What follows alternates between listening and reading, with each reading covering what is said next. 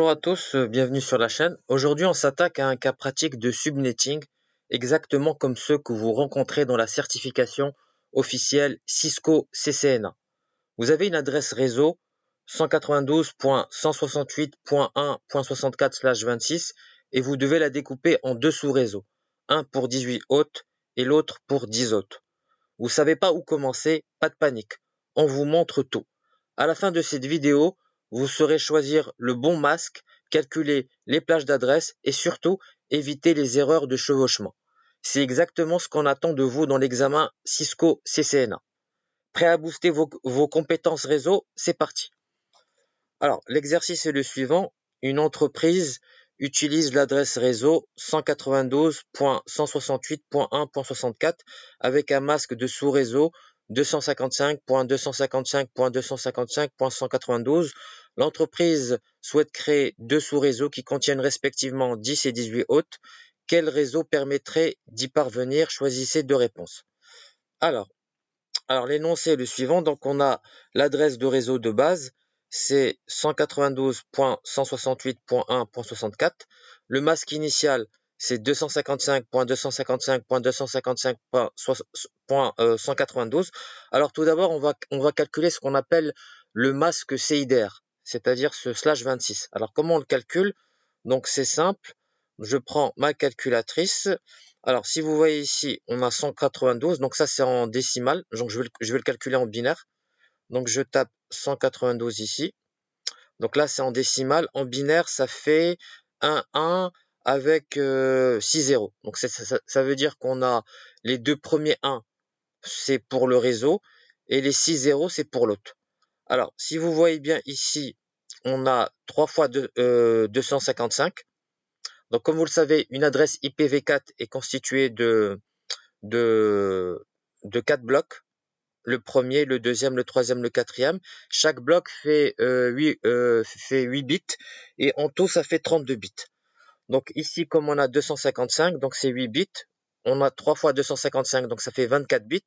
Et ici, on ajoute les 2 bits qui sont empruntés à l'autre. Et donc 24 plus 2, ça fait 26.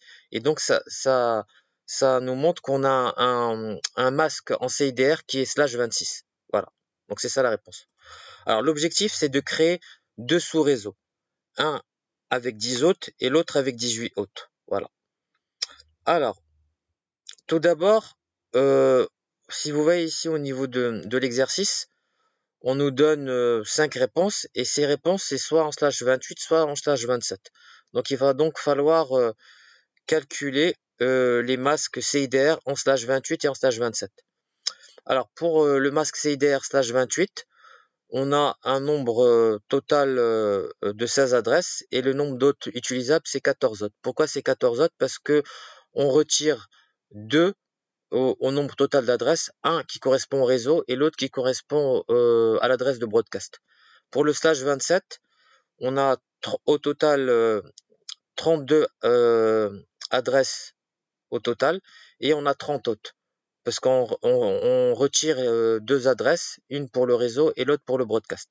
Alors comment j'ai pu avoir ça? Donc là, il y a un calcul, c'est simple. Si vous voyez ici, on a pour le /28, on fait pour le /27, on fait 2 fois à la puissance 32. Pourquoi 32? Parce que comme je vous ai dit, une adresse IPv4 est constituée de 32 bits moins 27. Donc 32 moins 27, ça fait 5.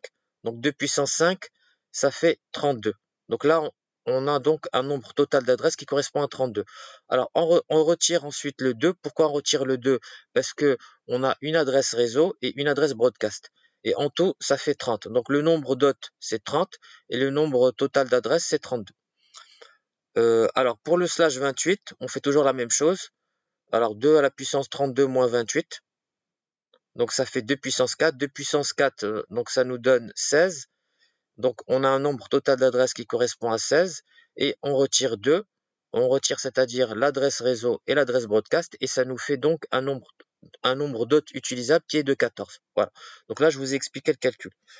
Alors, comme donc dans l'exercice, on nous a dit qu'il faut créer deux sous-réseaux, un avec 10 hôtes et l'autre avec 18 hôtes.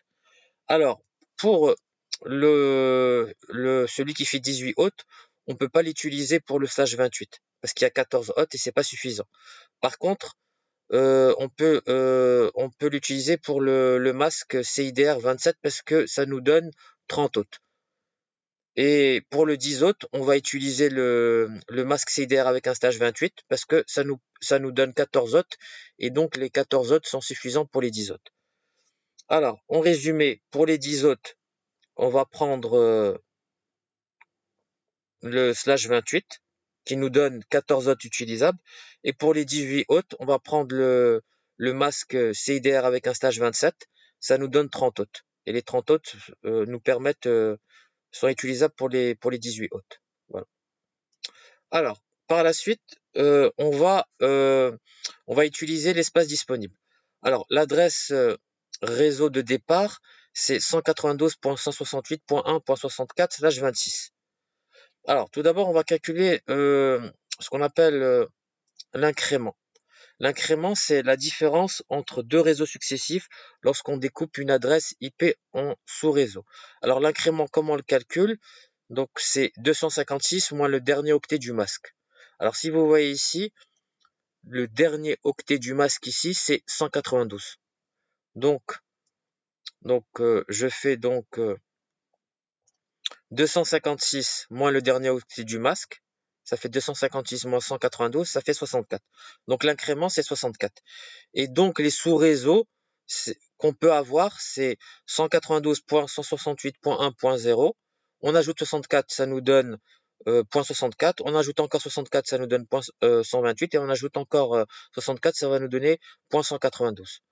Alors, cette plage contient 192.168.1.64, donc ça c'est l'adresse réseau. Et pour connaître l'adresse de broadcast, qu'est-ce qu'on fait? On prend les 64 d'incrément et on retire 1. Et si vous voyez, donc 64 moins 1, ça fait 63.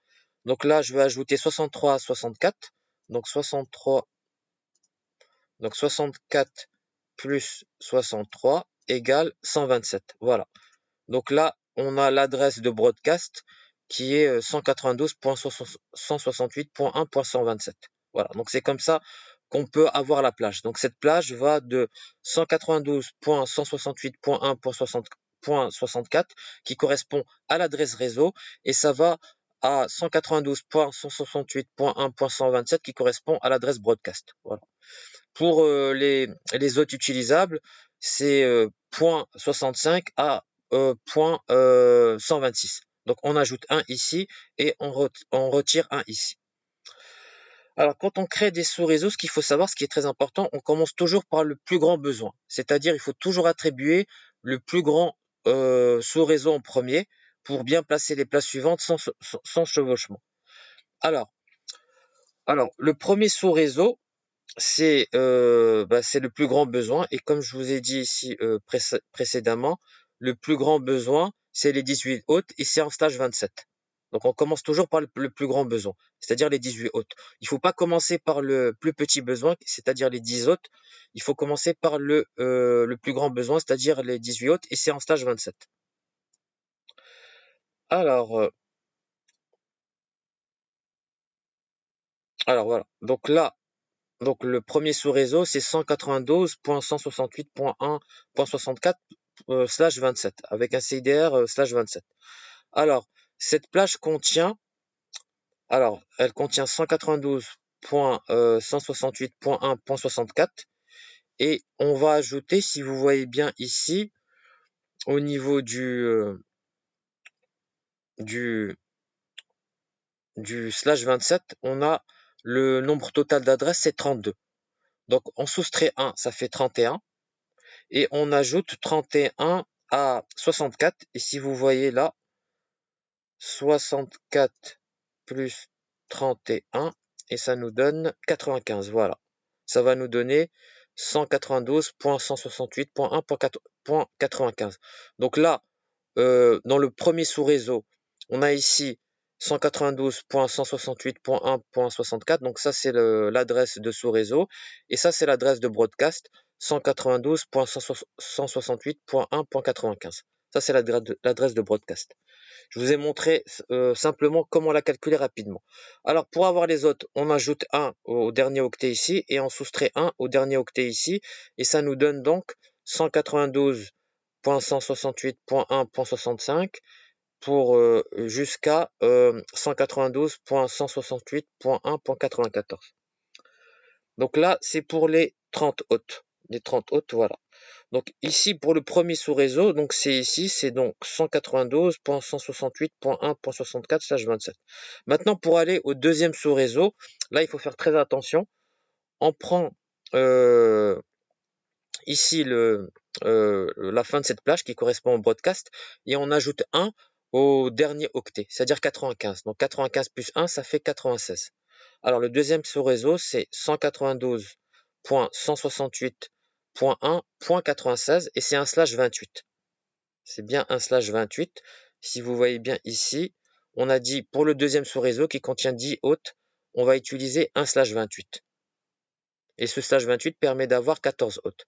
Et si vous voyez dans ce qu'on avait fait avant, le slash 28, ça nous donne au total, le nombre total d'adresses 16. Donc 16 moins 1, ça fait 15. Et si on ajoute 15 à 96, alors 96 plus 15, ça va nous donner 111. Voilà. Donc pour le deuxième sous-réseau, ça va de 192.168.1.96 à 192.168.1.111. Voilà, c'est ce qu'on voit bien ici, 111. Alors, pour les hautes, on ajoute 1 à 96 et on soustrait 1 à 111. Ça nous donne donc 192.168.1.97 à 192.168.1.110. Et donc, les 14 hôtes que ce réseau nous donne, ils sont parfaits pour le besoin de 10 hôtes. Et donc voilà, la réponse correcte, c'est 192.168.1.64/27 pour les 18 hôtes, et c'est 192.168.1.96/28 pour les 10 hôtes. Voilà. Et dans le QCM, il faudra donc cocher cette première réponse-là, le 96.28, et cette cinquième réponse-là, 192.168.1.64/27. Voilà. Donc merci d'avoir suivi cet exercice. Si vous avez aimé, n'hésitez pas à liker, à partager, et à bientôt sur la chaîne pour de nouveaux épisodes sur la certification officielle Cisco CCNA.